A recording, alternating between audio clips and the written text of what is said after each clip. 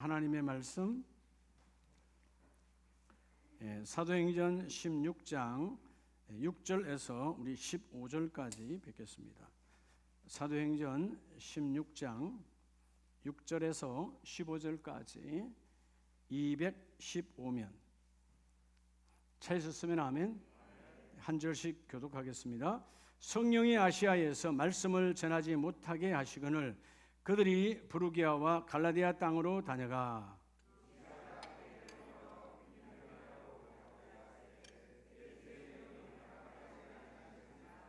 무시아를 지나 드로아로 내려갔는데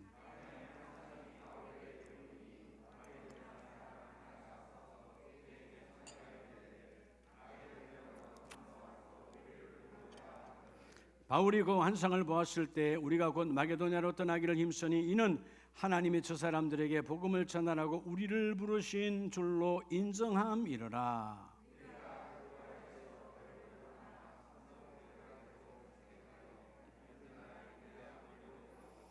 거기서 빌립보에 이르니 이는 마게도냐 지방의 첫 성이요 또 로마의 식민지라 이 성에서 수위를 유하다가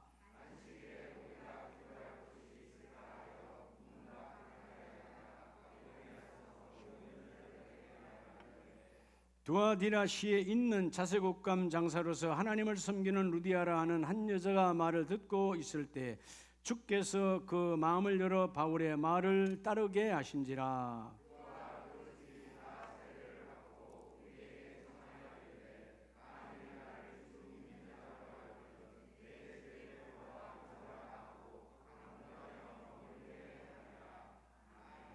할렐루야.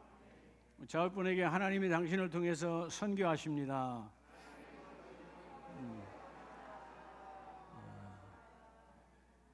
여러분 아시죠? 선교는 하나님이 사람을 통해서 하십니다.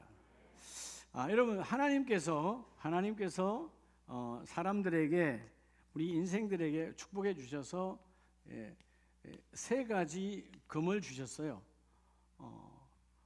하나는 우리가 꼭 필요한 거죠. 맛을 내기도 하지만 썩는 것을 막기도 하는 뭐죠? 소금이 필요합니다. 두 번째는 여러분 그래도 물건을 사고 파고 뭐니 해도 뭐라고? 그렇죠. 황금이죠. 근데 아무리 소금이 좋고 황금이 많아도 뭐가 없으면 생각이 안 나죠. 따라합시다. 지금. 어제 죽은 자는 지금이 없어요. 오늘 살아있는 자만 지금이 있습니다. 지금. 아무리 집에 소금이 쌓여 있고 황금이 쌓여 있어도 뭐가 없으면 이 지금도 두 가지로 나눠져요. 이미 무너진 지금은 믿음이 없는 지금은 미래가 없기 때문에 지금이 있으나 죽은 자와 같습니다. 그래서 성경은 살아있으나 죽은 자라고 말합니다. 근데 믿음이 있는 자는 그 지금이 미래를 불러오기 때문에 미래를 지금으로 불러오기 때문에 그 믿음 있는 지금은 성령이 함께 동행하십니다. 오늘 우리가 이 총회 선교주일 우리 아름다운 교회는 6월 둘째 주일을 우리 총회 파송 선교사 650분을 우리 아름답게 기도와 물질로 섬기기 위해서 선교주일로 드리는데 여러분 혹시 이 날짜를 아십니까?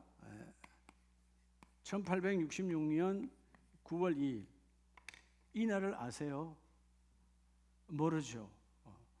적어도 예수 믿는 사람은 대한민국 그리스도인이라면 이 날은 기억을 해야 되는 거예요. 여러분이 잘 아는 이렇게 말하면 알 거예요. 바로 대등강에서 피 흘리신 누구? 토마스 선교사님. 여러분 토마스 선교사님은 영국에서 자기 모교회 하노버 교회에서 24살에 목사 안수를 받았습니다. 그리고 자기 약혼자와 결혼을 해서 중국으로 와서 복음을 전했고요.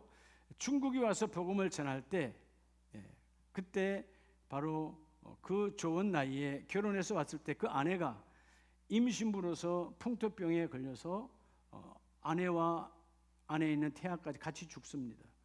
그러니까 일반적으로 여러분 그런 상황이 오면 본국으로 다 돌아가죠. 대부분의 사람들은. 그런 극심한 상처와 아픔을 가질 때는 다시 자기 나라로 부모 있는 데 들어갑니다.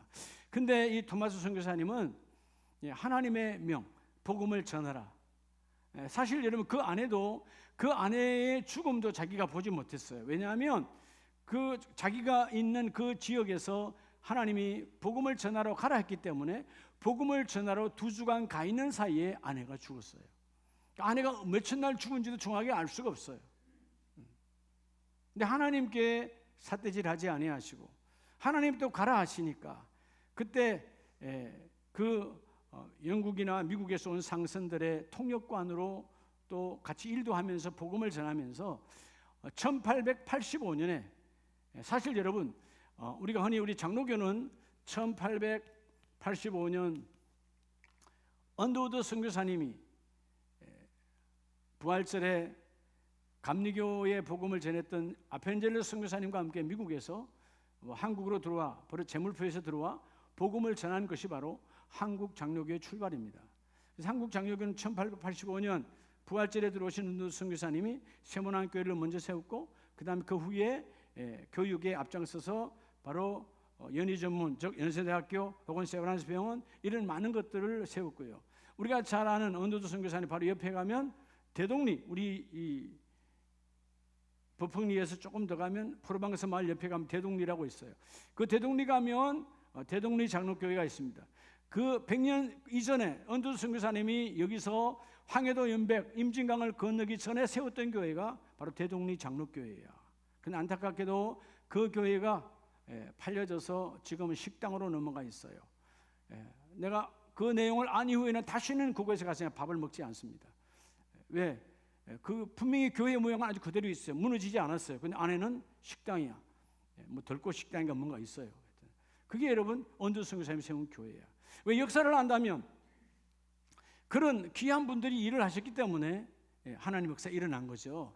사실은 이 언더우드 선교사님보다 더 먼저 20년 전에 1865년에 먼저 이미 여러분 서해안에 와서 복음을 전하다가 파도가 너무 세서 여러분 뭐 지금 100몇 년 전에 여러분 배가 다 그런 배들인데 파도가 치면 어떻게 들어올 수 있겠어요?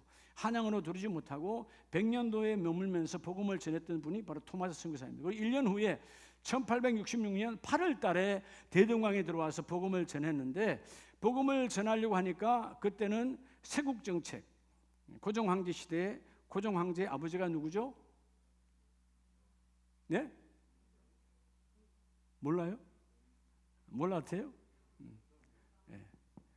자, 세국정책을 아주 심하게 할 때 너무 심하게 할 때 누구 대원군? 홍선대원군. 홍선대원군은 알아. 이름이 누구냐고. 이홍선이지 뭘 그래. 뭐 그렇게 어려워요. 박흥순인 줄 알아요? 예? 선우 장로님 뭐 선우홍순인 줄 알아요? 선우 씨가 아니야. 하 씨가 아니야. 이 씨야. 조선 왕조는 이 씨니까.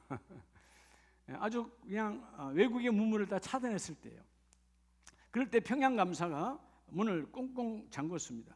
그래서 여러분이 영국 사람 선교사님이 한국 조선 땅을 들어오기 위해서 바로 무장상선 미국의 무장상선 셔먼호를 타고 대동강으로 들어왔어요. 그래서 들어와서 복음을 전하려고 문을 열어놨는데 문을 열지 않습니다. 통상을 열지 않으니까 이제 서로 전쟁이 일어난 거죠. 근데 이 배가 물이 밀물로 들어왔다가 썰물로 빠지니까 이걸 막 계산을 못했게 해줘. 강이 썰물이 있으랴. 물이 빠지니까 모래톱에 걸려서 배가 기울어지게 된 거죠. 그때 조선군이 올라가서 배를 불태우고 다 죽이게 됩니다. 자, 그 전에 붙들림을 받기 전에 이 토마스 선교사님이 27살이요. 그때 그 배가 그곳에서 17일간 머물고 있었어요.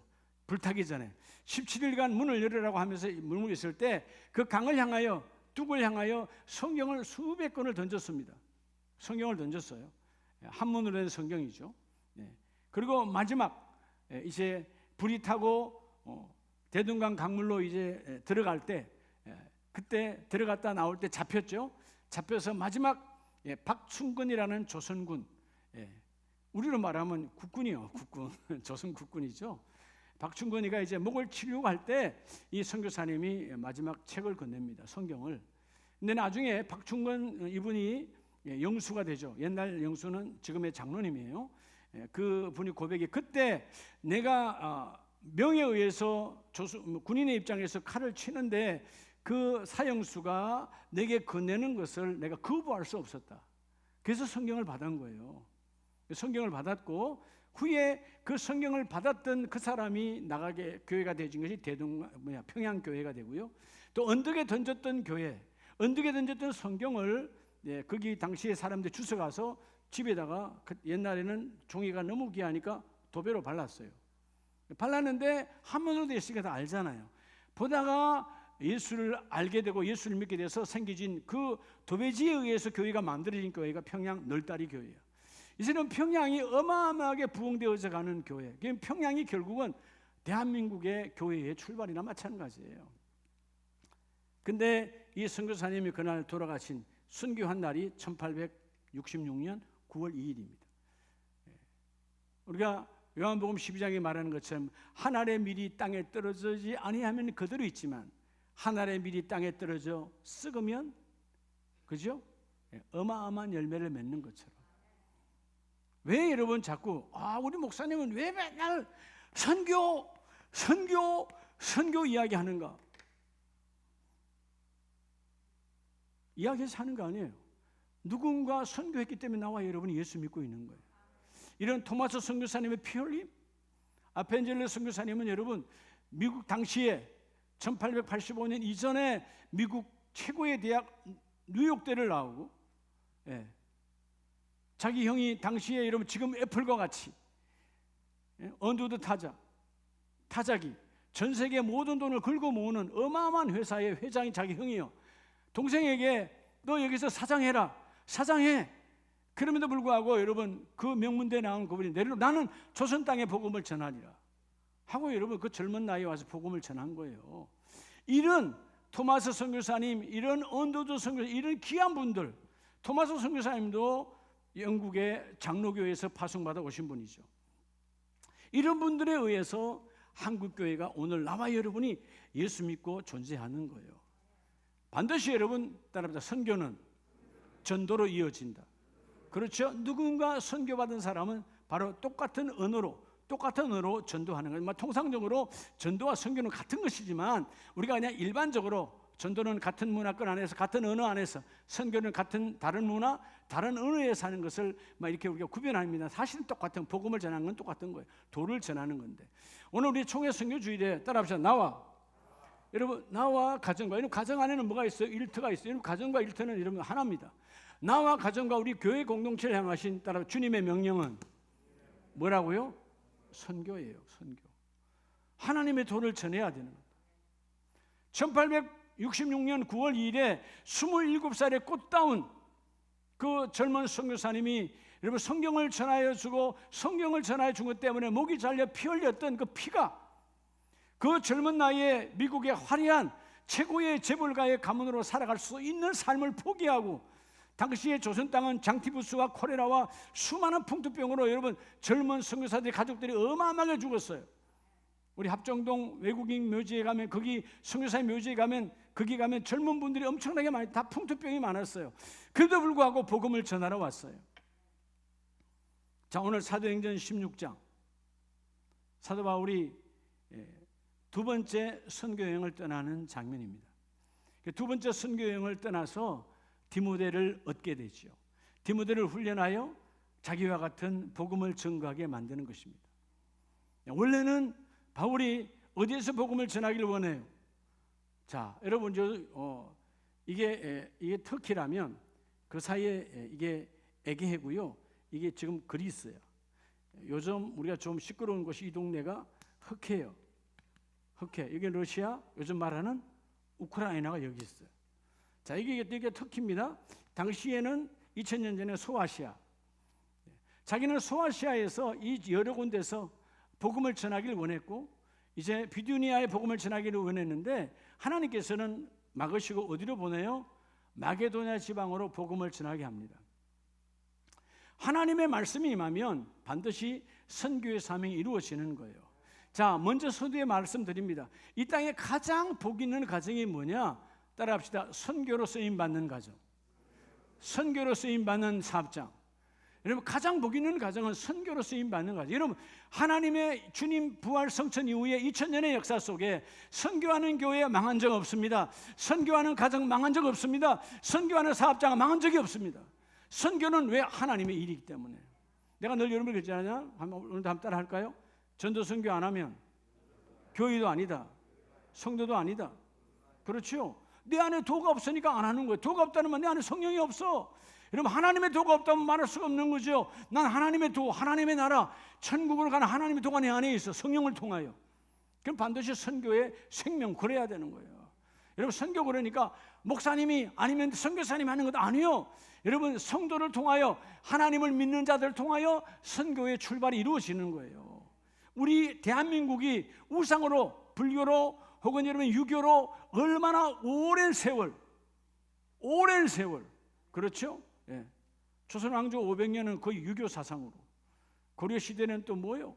이전에는 숭불, 불교, 뭐 오랜 수천 년 동안 우상에 찌들었던 나라예요. 근데 단숨에 하나님이 이 나라를 갈아엎어서 복음의 나라로, 축복의 나라로, 저주에서 축복으로 바꿔 놓으셨어요. 누군가 선교했다 그 말이에요. 이제는 선교를 받은 나라에서 이제는 우리가 선교를 해야 되는 나라로.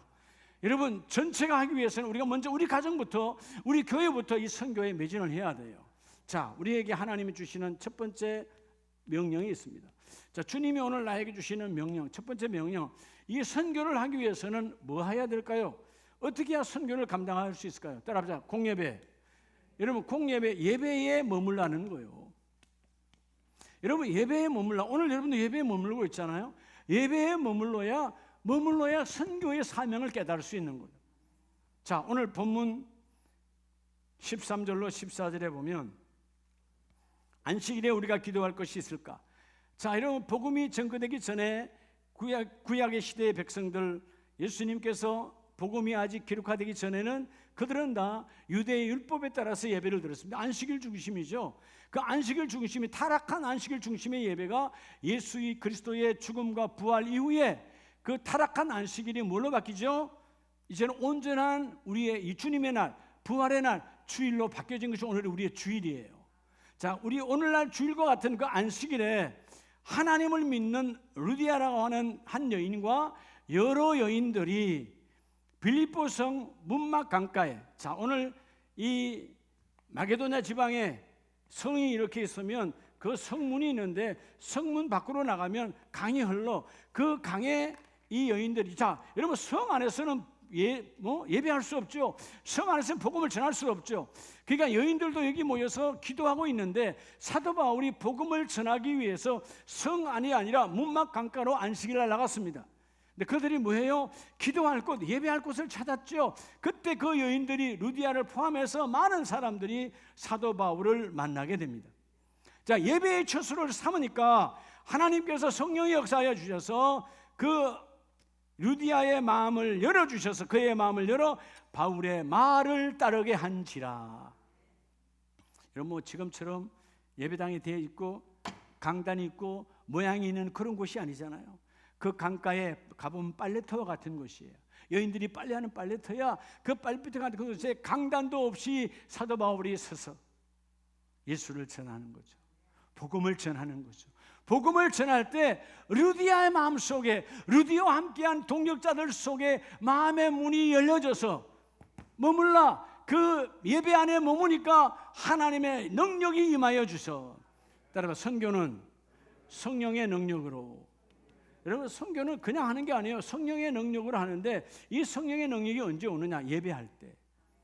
마가의 다락방에서 그 120명의 사람들이 모여서 하나님을 사모함으로 기다릴 때, 주여 우리가 만나길 원합니다, 만나길 원합니다 할 때 하늘로부터 불의 혀처럼 바람 소리처럼 강한 역사가 나타나셔서 성령이 임하시니, 여러분, 예배 안에 임해야 왜 우리 가정이 선교해야 되느냐, 왜 우리 일터와 사업장이 선교를 해야 되는가를 알게 된다 그 말이에요. 예배 안에 머물라. 뭐 안에 머물라? 예배 안에 머물라. 여러분, 누가복음 24장에 보면 예수님께서 성천하기 이전에 부활의 주님이 찾아오셔서 누가복음 24장에 말씀하십니다. 뭐라고 말씀하시죠? 45절 이에 그들의 마음을 열어 성경을 깨닫게 하시고. 자, 주님께서 찾아오셔서 그 제자들에게 그들의 마음을 열어 성경을 깨닫게. 왜? 성경은 뭘 말하고 있어요? 여러분, 성경은 처음부터 끝에까지 도야. 예수의 도를 전하고 예수의 도를 받고 예수의 도를 전해야 돼. 예수의 도가 내 안에 있다면 그 도를 전해야 돼. 그게 복음이라는 것입니다. 마음을 열어 성경을 깨닫게 하시고. 자, 48절에 너희는 이 모든 일의 증인이라. 하나님이 우리를 선교를 통해서 증인 삼아 주시고. 어디서 배우는 거예요? 어디서 깨닫게 되는 거예요? 예배 안에서 깨닫게 되는 것입니다. 위로부터. 그래서 여러분 49절에 볼지어다 내가 내 아버지께로부터 약속한 것을 너희에게 보내리니 너희는 위로부터 성령이 임하시리라. 뭐가 임하시리라? 성령이 위로부터 하나님께로부터 온 영. 고린도서 2장 11절 말씀처럼 하나님께로부터 오신 영, 그 영이 너에게 임할 것이니 성령이 임하시면 너희가 그 성령의 능력으로 복음을 전하는 선교의 중심에 세우리라. 예배를 끊임없이 해야. 어떤 예배라고? 공예배예요. 우리가 장례식 예배, 결혼식 예배는 공예배가 아니에요. 그때그때 사람의 형편과 사건에 따라 만들어진 예배야. 공예배는 너와 나 사이에 약속된 예배. 바꿀 수 없어. 코로나가 와도, 더 심한 코로나가 와도, 전쟁이 일어나도 너와 나와 예배는 깨진다 안 깨진다? 안 깨지는 거예요. 그게 공예배야. 그게 주일 예배고 오후 예배고 수요 예배고 금요 예배야. 이 공예배 예배를 사모하라. 그러면 예배 속에서 내게 너에게 성령의 능력을 부어주리라. 시편 105편은 예배를 사모하는 자의 고백입니다. 시편 105편 3절에 그의 거룩한 이름을 자랑하라. 예배를 통하여 난 이 주님을 자랑하기 위해서 예배를 사모하고 예배의 전에 와서 여호와를 구하는 자들은, 여호와를 찾는 자들은 예배 안에 들어와 하나님께서 내게 주시는 성령의 능력을 받으라. 여러분, 성령의 능력을 받아야 4절 여호와와 그의 능력을 구할지어다. 여러분, 하나님은 하나님 안에 하나님의 영으로부터 우리에게 능력을 부어주시고 그 능력이 하나님께 영광을 돌리기를 원하시는 거예요. 할렐루야. 이 복이 넘쳐나기를 축복합니다. 그래서 먼저 선교는 성령의 능력으로. 자, 그래서 성령의 능력을 받으려면 여러분 예배를 생명같이 여기고 예배, 공예배 안에 끊임없이 들어와야 돼요. 예배 안에 뭐 하라? 머물라. 예배 안에, 여러분 교회는 왔다가 가는 것을 잘 알아야 돼요. 우리끼리 모여만 있으면 우리는 여러분 타락하는 거예요. 와서 사명받고 나가서 받은 도를 또 전해야 돼요. 자, 두 번째는 자, 우리가 우리에게 주신 여러분 가정과 여러분의 일터와 여러분의 모든 것을 향하신 하나님의 명령, 예수의 명령은 선교라는 것입니다. 자, 선교는 오늘부터 사고를 바꿔야 돼. 선교는 목사님이 혹은 선교사님만 하는 게 아니라고. 필드에서 뛰는 분들은 선교사님들이지만 뒤에서 후방에서. 이런 전쟁이 요즘 뭐 러시아와 우크라이나가 전쟁하고 있지만 전방에서 하는 사람도 중요하지만 더 뭐가 중요해요? 후방에서 병참 부대가 더 중요한 거예요. 전쟁과 탄약과 그 다음에 옷과 모든 것을 잘 보내야 돼. 그게 잘 안 가면 전쟁에서 여러분 우리가 보면 러시아같이 어마어마한 나라가 우크라이나 한 나라 한 일주일이면 끝날 줄 알잖아요. 세계가 그렇게 생각했잖아요. 근데 여러분 왜 안 되는 거예요? 물론 이 훈련도 있겠지만 그 중에 하나가 뭐였어요? 제때제때 공급이 안 됐다며요. 예? 그 군인들이 먹을 것이 없으니까 여러분 다른 데 가서 빼앗아 먹기도 하고. 이게 뭐예요? 병참이 공급이 안 되는데 어떻게 여러분 사역을 할 거예요? 여러분 전쟁의 성패 요인이 되는 거죠. 여러분 선교지에 마찬가지예요. 우리가 그런 걸 깨달아 알려면 나가서 하는 현장에서 하는 선교사님도 있지만 그 후방에서 선교사님들이 마음껏 선교할 수 있도록 기도의 후원, 또 물질의 후원, 이게 이루어져야 그분들이 마음껏 선교할 수 있는 거예요. 할렐루야. 그렇죠? 전 세계가 다 내 집이 아니잖아요. 그거 하면 여러분 집을 빌려서 월세도 내야 되고 전기세도 내야 되고 밥도 사야 되고 뭐 얼마나 일이 많겠어요. 그런 모든 걸 마음대로 할 수 있도록 우리가 그 일을 하려면 성령의 능력이 임해야 하나님 우리 가정이 선교의 가정 되기를 원합니다. 두 번째는 따라합시다. 온 세상을. 여러분 자, 두 번째 주께서 우리의 명령은 온 세상을 향하여 크게 합시다. 가라는 거예요. 가야 돼요. 그러면 여러분이 현지로 아프리카로 뭐 필리핀으로 다 가라는 겁니까? 아니요. 기도로 가면 돼요. 물질로 가면 돼요. 그렇죠? 나는 여기 있어도 그 선교사님 품고 기도하면 난 여전히 아프리카 안에 있는 거예요. 그렇죠? 나는 이슬람 지역 안에 있는 거예요. 나는 필리핀 지역 안에 있는 거예요. 내가 거기로 품고 기도하고 있으니까. 나의 육신은 여기 있지만 내 영혼은 이미 그와 함께 기도하고 그 선교사와 함께 그 일을 이뤄내고 있는 것이죠. 여러분 사도행전 16장 오늘 11절로 12절에 보면 성령이 아시아에서 말씀을 전하지 못하게 하시거늘, 그래서 12절에 6절에 전하지 못하게 할 때 12절에 보면 자 거기서 빌립보에 이르니, 자 결국 여러분 이 사도 바울이 이 아시아 여러 지역에서 복음을 전하기를 원했어요. 이 사이가 지금의 터키와 그리스 사이에 있는 해가 에게해인데, 자 여기에서 지금 복음을 전하고 있는데 도로아까지 내려왔어요. 자기는 비두니아로 가길 원해. 하나님이 막으셔. 어디로 가라고?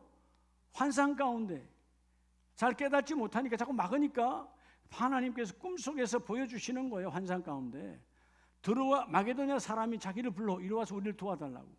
와 다 도와달라는 거예요. 그러니까 여러분 이 바울이 에게해를 지나서 바로 마게도냐 지방으로 뭐하죠? 갔어요. 오늘 11절에 보면 우리가 드로아에서 배를 타고 사모드라게로 직행하여 이튿날 네아폴리로 가고 다 또다시 어디로? 거기서 빌립보로 가요. 하루아침에 지금처럼 비행기로 가는 게 아니죠. 2000년 전에 배를 타고 가서 또다시 건너서 마침내 빌립보에 이르니 가서, 자 왜 가야 되죠? 자 가는 것이 왜 중요하냐면 따라서 인생에 여러분 갈 때 하나님께서 가라 할 때 인생의 목적지가 이루어지고 가라 할 때 인생의 나를 향하신 인생의 의무가 함께 동반되어서 이루어지는 거예요. 많은 사람들이 인생의 목적을 놓쳐. 인생의 목적이 여러분 분명하지 아니하니까 내게 할당되어진, 내게 축복으로 할당되어진 이 인생의 의무를 놓친다는 겁니다. 우리도 선교 안 하면 편하죠. 돈 안 쓰면 편하죠. 근데 그러면 하나님의 선하신 목적, 나를, 우리 아름다운 교회를, 나와 여러분을 부르신 하나님의 선한 목적이 다 무너져 버리는 거예요. 사단마귀 역사만 일어나는 거지. 교회는 시끄러지는 거예요. 여러분 우리의 교회의 존재의 목적, 자 교회와 성도의 존재의 목적은 그건 하나부터 10까지 전부 다 써도 하나밖에 없어. 성경은 전도와 선교예요. 교회가 전도 선교 안 한다, 그건 여러분 세상에 있는 세상에 있는 여러분 갯놀이 하는 사람들 똑같은 거예요. 그들도 돈 걷잖아요. 그들도 여러분 카페 가서 먹고 놀잖아요. 다 해요. 그런 거는. 근데 교회는 그런 거 달라. 예수의 피값으로 세운 곳이니까 우리는 전도 선교의 생명을 걸어야 돼요. 왜 가라 그러냐? 갈 때 나를 향하신 내 인생의 목적이 이루어지고 내 인생의 목적 속에 나를 향하신 하나님의 선교의 의무가 함께 이루어지는 거예요. 여러분 마태복음 28장을 보면 마태복음 28장 우리 19절에 그러므로 너희는 뭐하여서 가서, 너희는 뭐하라고요? 가라는 거예요. 가라는 거예요. 자 여기서 여러분 가서라고 하는 이 성경의 언어 헬라어는 표류라는 말인데, 표류라는 말은 행하다 그런 뜻이에요. 그냥 터벅터벅 가는 게 아니었고 문자적으로는 그냥 가는 거야. 근데 그냥 가는 것이 아니고 가서 뭐하다? 선교를 행하다 그런 뜻이에요. 너희가 가서 행하는데 뭘 행한다? 예수의 이름으로 모든 민족, 피부 색깔 관계없이, 언어와 관계없이, 문화 관계없이 모두에게 복음을 전하라. 그들이 예수의 이름으로 세례를 받고 그들이 하나님의 자녀의 도 안에 들어와야 되느니라. 그래서 너희가 온 세상을 너희의 바로 선교지로 삼고 가서 복음을 전하라. 근데 우리가 못 가니까 미리 가 계시고 또 가야 되실 그런 선교사님들을 향하여 우리 기도로 가고 선교비로 가고 물질로 가서 그 일을 감당하라는 것이죠. 믿으시면 아멘. 가야 돼요. 가야 내 인생의 목적, 내 인생의 의무가 이루어져. 자 여러분 마가복음 16장 14절에도 예수님께서 제자들을 만나서 친히 말씀하시죠. 마가복음 16장 14절 이하에 보면 그 후에 11제자, 자 가룟 유다는 없지요. 11제자에게 주님이 나타나셔서 15절에 너희는 온 천하에 뭐하며 다니며 온 천하, 온 세상을 너의 일터로 삼고 선교지로 삼고 복음을 전파하라는 거예요. 즉 예수 그리스도는 우리의 구원자시요 하나님 나라는 반드시 존재하는데 예수를 통하여 하나님 나라의 주인공이 되라는 것이죠. 믿는 자들에게는 이런 표적이 따르리라. 선교지마다 기적과 이적이 막 나타납니다. 당연히 주님의 약속이니까. 여러분들이 이 복이 함께 있기를 축복합니다. 끊임없이. 그래서 바울은 골로새 1장 23절에 나 바울은 하나님의 복음의 일꾼이 되었노라. 복음의 일꾼이 되었노라. 최고의 일꾼은 복음의 일꾼이에요. 다른 건 다 뭘 한 일꾼이죠, 여러분? 세상의 모든 일꾼은 우리 자신을 위한 뭐의 일이고요? 싹쓸을 위한 일꾼이에요. 돈 받기 위한 거잖아요. 이건 상급이 없어요. 내 먹고 살기 위해서 사는 거니까. 근데 그 받은 그 싹쓸, 그 싹, 그 돈, 아까 황금 얘기했잖아요. 그 황금, 그 만일을 그리스도의 복음 속으로 들어가 복음의 도구로 쓸 수 있는 방법. 나는 비록 아프리카를 못 가지만, 나는 비록 저 이슬람의 무시무시한, 나는 비록 이런 북한에 여러분 복음을 전하러 들어갔다가 다 죽으니까 못 가지만 그 지역을 향하여 먼저가 계시고 숨어서 복음을 전하는 많은 선교사님들이 계시니 내가 그분들을 가슴에 품고 기도에 내가 선교자가 되고, 또한 그분들에게 선교비를 보내어서 내가 선교의 여러분 뭐죠? 후원자가 되어질 때, 여러분 우리 교회가 속한 백석총회는 한국 장로교, 대한민국의 장로교잖아요. 장로교 세 번째 교단입니다. 첫 번째 큰 교단은 합동측, 충신대학교 중심. 두 번째는 통합측, 장신대. 세 번째는 백석대학교 중심의 백석총회예요. 칠천교회. 그런데 여러분 모든 교단을 통틀어서 감리교, 성결교, 순복음, 침례교 다 통틀어서도 우리 백석총회가 세 번째 큰 교단이에요. 근데 우리 교단은 오래되지 않았어요. 이제 금년이 44주년이에요. 내년이 45주년인데 제가 선교위원회 일을 한 지가 벌써 20년이 돼 가잖아요. 20년 전에 선교위원회에서 사역할 때 우리 교단 파송 선교사는 200명이 채 안 됐습니다. 20년 전에. 근데 20년이 지나고 나서 지금은 650명이 늘어났어요. 한국 교단에서도 이런 짧은 44년의 역사에 이렇게 어마어마한 선교사가 파송된 게 없어요. 아무리 합동과 통합이 물론 1000명이 넘고 1000명이 넘지만 거기는 다 100년이 넘는 역사야. 다 교단 역사가 100년이 넘어. 근데 44년의 역사에 650명.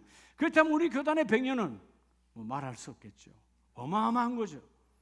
대한민국의 교회의 부흥의 역사처럼 우리 교단의 역사도 그런데, 누군가 교단을 붙잡고, 누군가 선교사님을 붙잡고 눈물로 기도했고, 누군가는 내가 밥 먹지 아니하고 그 돈으로 선교비 보냈고, 누군가는 내 옷 사지 않고 선교비 보냈다 그 말이요. 그러니까 이 일이 이루어지는 거예요. 너희는 가야 돼. 내 인생의 목적, 내 인생을 향한 하나님의 의무를 이룰 수 있는 그 축복 있기를 원합니다. 그럴 때 바울이 고백한 것처럼 나는 복음의 일꾼이다. 우리 모든 가정이 선교의 일꾼 되시길 축복합니다. 그럴 때 오늘 마지막 세 번째는 오늘 본문에 그러죠. 9절에 밤에 환상 가운데 바울에게 보이니 마게도냐 사람 하나가 와서 서서 그에게 청하여 이르되 마게도냐로 건너와서 뭐하라? 건너와서 우리를 도우라. 자, 오늘 여러분 세 번째, 여러분 삶이 여러분의 삶이 선교에 도움이 되기를 축복합니다. 선교에 도우미가 되어져야 돼. 왜냐? 선교의 도우미가 되어지면 우리에게 뭐가 임하죠? 열매가 임하는 거예요. 자, 아까 서두에 말했어요. 토마스 선교사님이 27살의 꽃다운 나이에 1866년 9월 2일 대동강에서 조선군에 목이 잘려 죽으셨지만 한 알의 밀이 땅에 떨어져 썩어지니까 오늘 대한민국의 하나님의 백성은 1천만이 넘는 어마어마한 성도로 바뀌어졌어요. 핏값의 역사. 만약에 그분이 여러분 중국에서 아내가 죽고 난 이후 나는 선교 못하겠다, 다시 본국으로 목회만 하겠다 라고 여러분 한호복 교회로 돌아갔다면 그런 역사는 일어나지 않는 거죠. 하나님의 역사는 반드시 역사대로 이루어집니다. 한산 가운데 가라 했고 가서 거기 가서 우리를 도우라 하니까 사도 바울이 가서 도우러 갔는데 거기 갔더니 사람이 있을까? 자, 여러분 소아시아 지역에는 이미 내가 복음을 전했기 때문에 여기저기 가면 나를 도와주는 스태프들이 있어요. 멤버들이 있어요. 근데 마게도냐는 없었다 그 말이요. 나라가 달라, 문화가 달라. 그래도 불구하고 가라 하니까 에게의 그 배를 타고 건너갔습니다.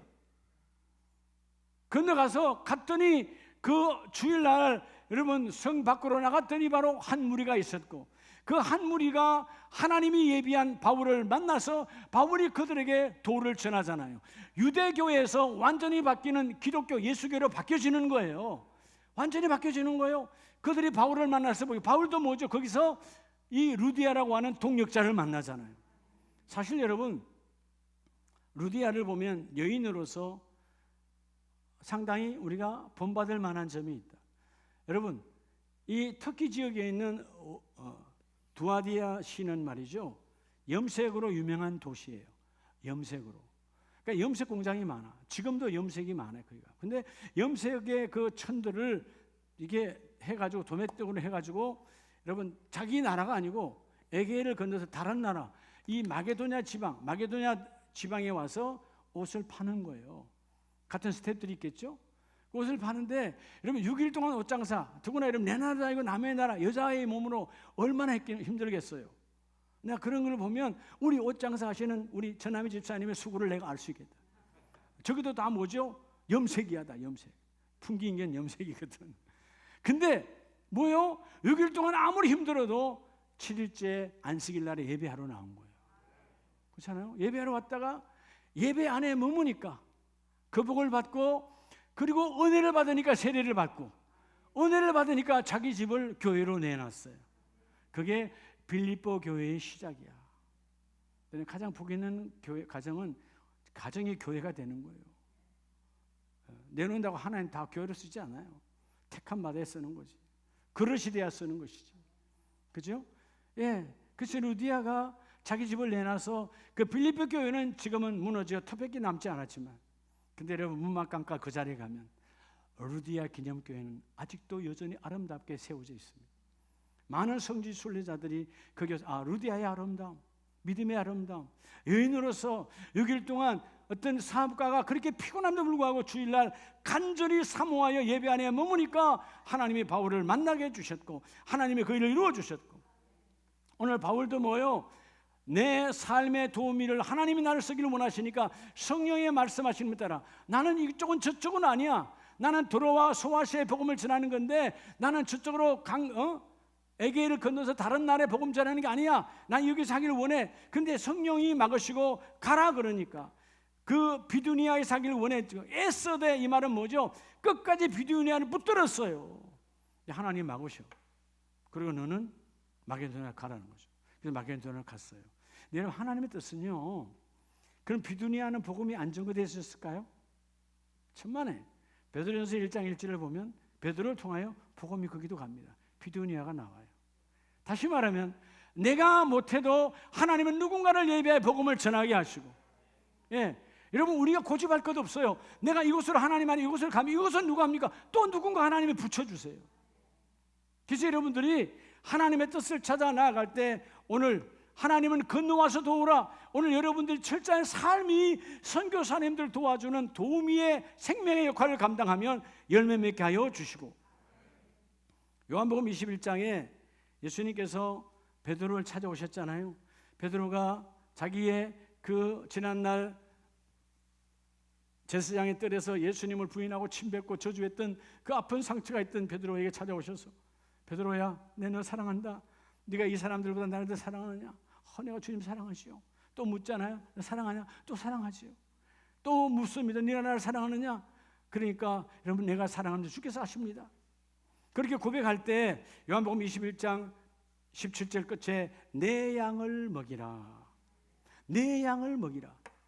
여러분, 선교에 유대인으로서 유대인밖에 몰랐던, 바울이 유대인으로서 유대인밖에 몰랐던 사람을 이방인의 사도로 만들어 쓰시는 것처럼, 베드로 역시 유대인밖에 몰랐던 그 베드로에게 이방인의 복음을 함께 전하는 그릇으로 만드셔서 마지막 그 삶까지도 주님은 예언하십니다. 베드로야, 네가 젊은 날에는 스스로 띠띠우고, 우리 그렇잖아요. 우리가 20대 30대 우리가 뛰는 우리 힘이거든, 상징이거든. 내 마음대로 사는 거 아니야. 그렇잖아요. 내 마음대로 살았지만, 그러나 네가 뭐하여서는, 네가 젊어서는 그랬지만 늙어서 하나님이 너의 팔을 벌리리니 십자가 처형을 예고하는 거야. 너는 십자가에서 남의 띠에 의해서 죽임을 당할 것이니라. 즉 19절 이 말씀을 하시면 베드로가 어떤 한 죽음으로 하나님께 영광을 돌릴 것을 가리키십니다. 선교는 죽음도 내게 맡기는 거예요. 오늘 베드로에게 하나님 주님께서 너의 죽음까지도 내게 맡기라. 복 있는 인생은 내 마지막도 주님께 맡기는 거예요. 우리 모든 가정들이 인생의 마지막을 주님께 맡기는 자가 되시기 바랍니다. 죽음을 맡기니까 베드로는 여러분 예수님처럼 나는 이렇게 못합니다. 거꾸로 십자가의 처형을 당했지만 그 베드로의 아름다움, 성경이 말하고 있잖아요. 하나님께 너의 죽음이 하나님께 영광이다. 오늘 또 여러분 수많은 사람들이 장례식장에서 죽음을 맞이하고 산으로 들로 화장터로 갑니다. 그 죽음의 영광 있는 사람이 그렇게 많지 않아요. 죽음의 영광 있는 사람이 많지 않아요. 하나님의 도를 이루는 자가 죽음의 영광이 있습니다. 왜? 죽는 순간 하늘의 문이 열리시고 스데반 집사님이 죽음의 순간 그들이 돌이 날아와도 돌을 전하죠. 예수는 살아계시고 하나님의 나라가 있고 저 복음을 맞이해 너희가 살아나느니라. 법에 매이지 말고 하나님의 나라를 소유하라. 예수의 영 성령을 소유하라 라고 던질 때 그 죽음도 주님께서 맡으시고 하나님 우편에서 그를 반겨 맞이하신 하나님. 이런 베드로의 죽음도 주님이 맞이하셨어요. 자, 말씀을 마칩니다. 오늘 사도행전 16장 마지막 절 15절에 그와 그 집이 다 세례를 받고, 오늘 우리 사랑하는 가족, 아름다운 가족 여러분, 오늘 나와 가정과 일터와 교회를 향하신 우리 주님의 명령은 선교인데, 선교하면 그와 그 집이, 오늘 루디아 그 온 집이 세례를 받고 그 집이 주님의 교회가 된 것처럼 관건하여 바울이 들어와, 바울이 왔다는 말은 바울이 몸이 아니라 성령이 함께 역사하는, 여러분의 가정에 성령이 역사하는, 여러분의 일터와 사업장에 성령이 역사하는 그런 멋진 가정이 되어지기를 원합니다. 그러려면 선교하는 가정 되라는 거예요. 선교 앞장 서라는 겁니다. 선교하는 사업장 되라는 거예요. 선교 사업장, 선교 일터가 되라는 거예요. 그럼 내가 다 책임져 주리라. 그냥 우리는 법적으로는 오늘 총회 선교주일 하루로 지내지만 매주 주일이 선교 주일이 되어져야 돼요. 여러분들 때로는 목사님 우리 교회는 이런저런 선교비가 많아요. 많은 게 축복이지. 축복의 방법을 다양하게 주시는 하나님. 우린 이런 선교 저런 선교 지정 선교 많잖아요. 여러분 하나님 우리 사업장에 선교에 붙들리기를 원합니다. 우리의 일터가 선교로 붙들리기를 원합니다. 그럴 때 오늘 하나님께서 우리 모든 인생에 주신 명령이 선교거든요. 가장 인생의 비극은 아무리 이 땅에서는 다 누려도 예수를 못 만난 인생이 가장 비극의 인생이에요. 죽음을 주님께 맡기지 못한 인생. 선교와 전도는 죽음을 주님께 맡기는 인생이에요. 베드로야 너의 죽음을 나에게 맡겨라. 그 죽음도 귀하게 쓰셔서 죽음이 하나님의 영광이 되어지는, 여러분 주위 가봐요. 아무리 높은 자리에 죽음이 하나님 영광이 된 사람은 거의 없어요. 여러분 적어도 아름다운 교회에 속한 모든 가정들은 언젠가 우리 주님 앞에 부름받을 때 우리의 육은 흙으로 돌아가지만 주여 내 죽음이 주님께 영광이 되기를 원합니다. 내 죽음이 주님이 맡으시는 영광, 선교하는 가정, 선교하는 심령은 그대로 되리라. 이 복을 받기를 축복합니다.